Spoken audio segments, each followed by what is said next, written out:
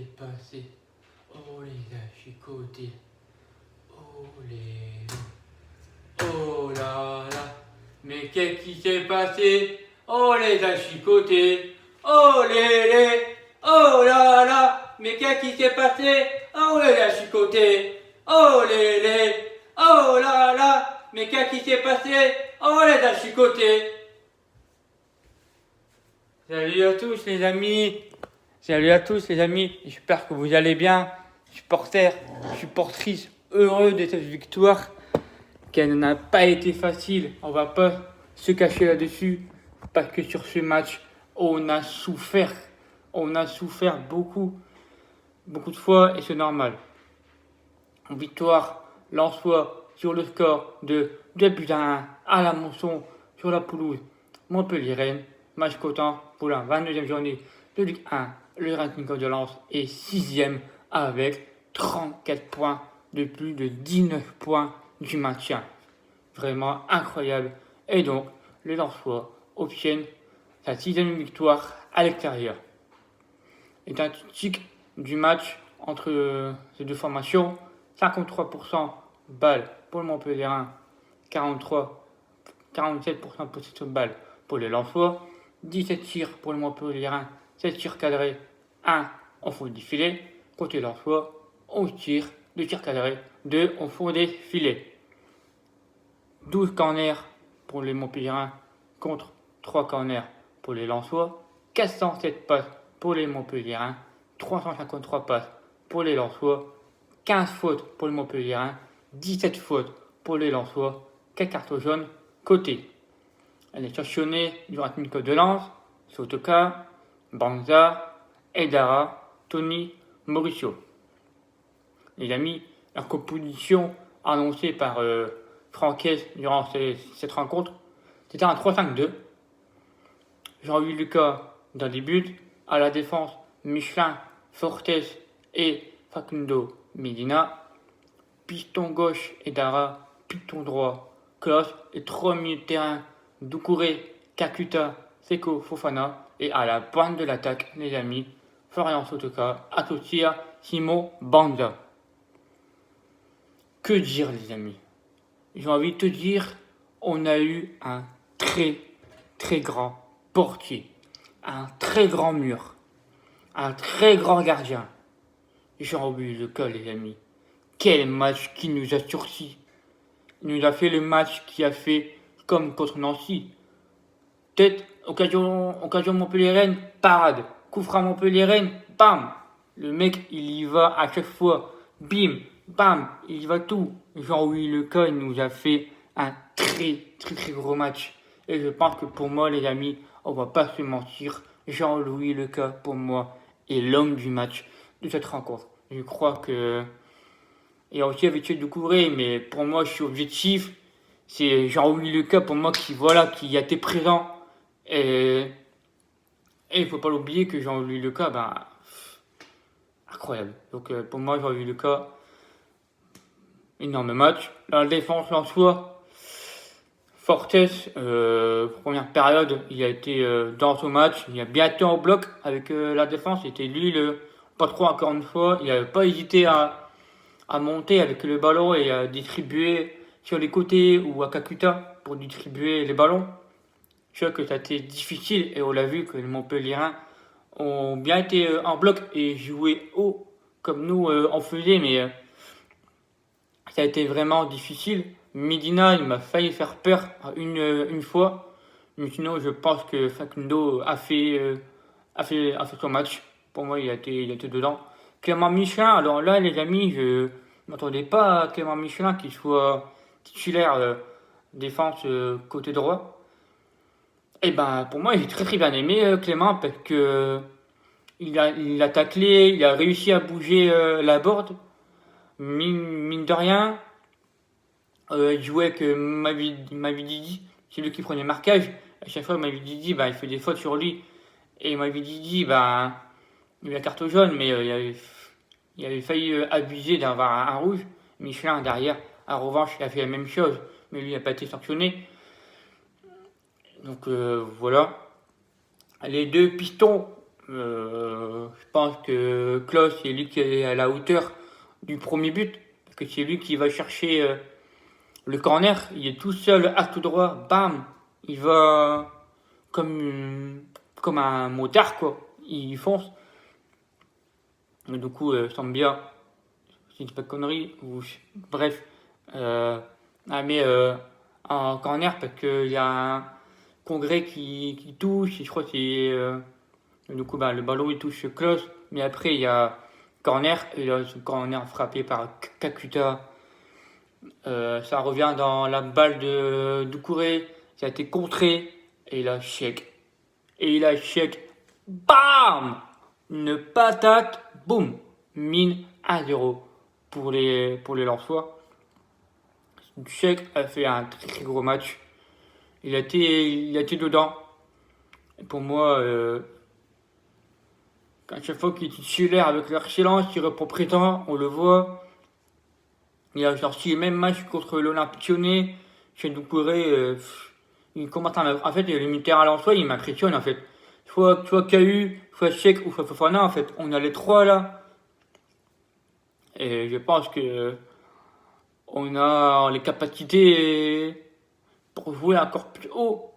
Du coup, c'est n'importe quoi. En fait, j'ai plus les mots en fait. J'ai plus les mots. Seco, il a eu un peu du mal, on va pas se mentir. Il a eu un peu de mal, mais il a fait son match, il a récupéré beaucoup de ballons. Il n'a pas hésité à jouer derrière, à distribuer à la défense pour essayer de conserver la position, mais ça n'a pas été suffisant parce que les Montpelliérains ont été au-dessus et Montpellier a été beaucoup créateur, beaucoup conservation de balle, mais ça n'a pas été suffisant pour les Montpelliérains. Je trouve que les Lensois ont eu deux tirs, deux occasions au fond du filet. Je pense qu'on peut souffler parce que c'est des choses que les autres équipes le font et nous on ne fait pas souvent. Du coup, je pense que retournement situation. Kakuta, les amis.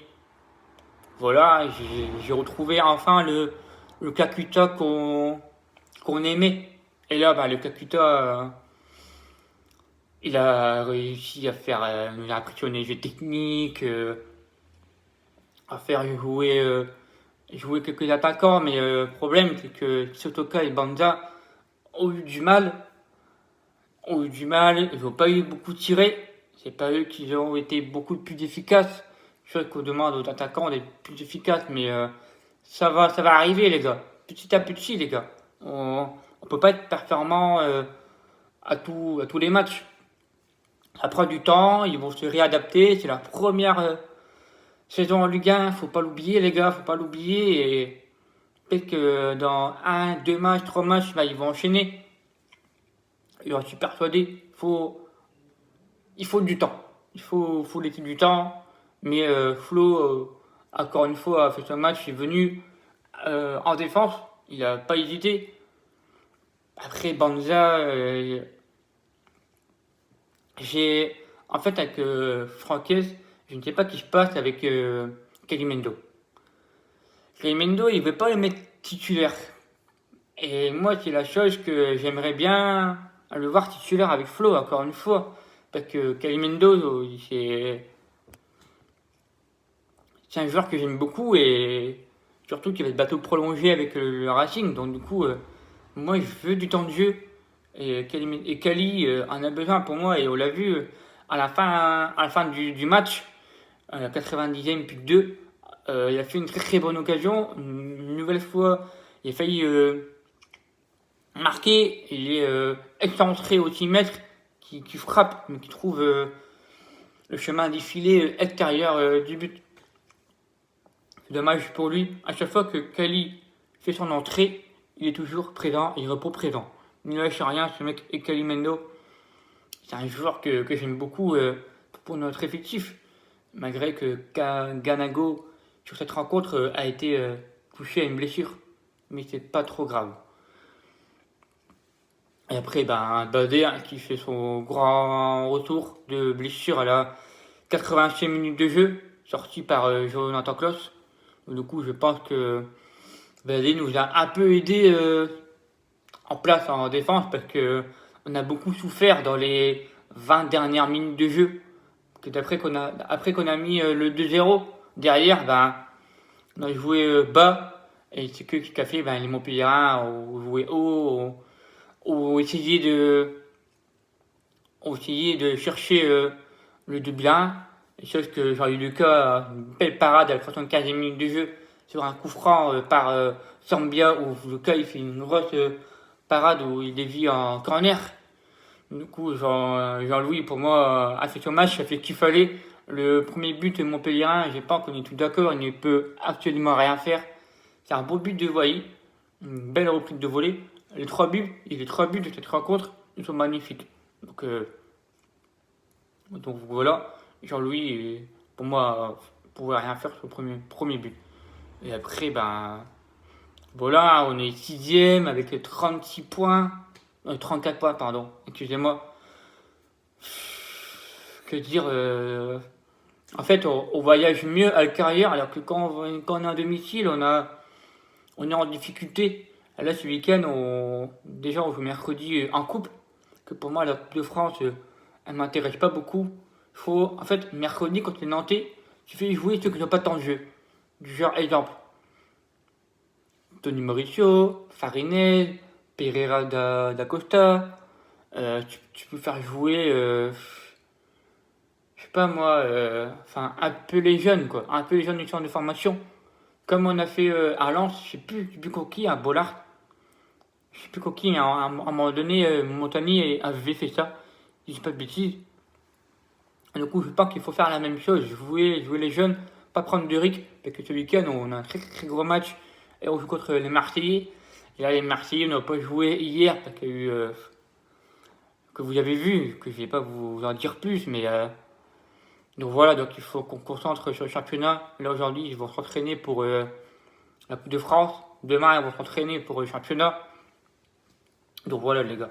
Donc, moi, je vous dis, on se retrouve vendredi pour l'avant-match entre l'Olympique de Lens et l'Olympique de Marseille. Parce que quand c'est la Coupe de France, je ne serai pas présent, je ne pourrai pas voir le match. Donc, du coup, je pense que je vais regarder un replay, je ferai un débrief, on verra bien. En fonction de mon temps, mais je pense pas. Donc voilà, donc moi je vous dis rendez-vous vendredi pour l'avant-match Olympique de Lens, Olympique de Marseille. Et je vous dis allez Olympique de Lens. En commentaire, votre débrief du match, ma composition. J'ai eu un score de 8 sur 11. J'ai eu un beau prono de 1. Donc voilà, en commentaire, votre prono, votre composition, vous avez eu combien de sur 11. Puis moi je vous dis, on se retrouve vendredi et lance-toi un jour, lance-toi toujours. Allez le Racing.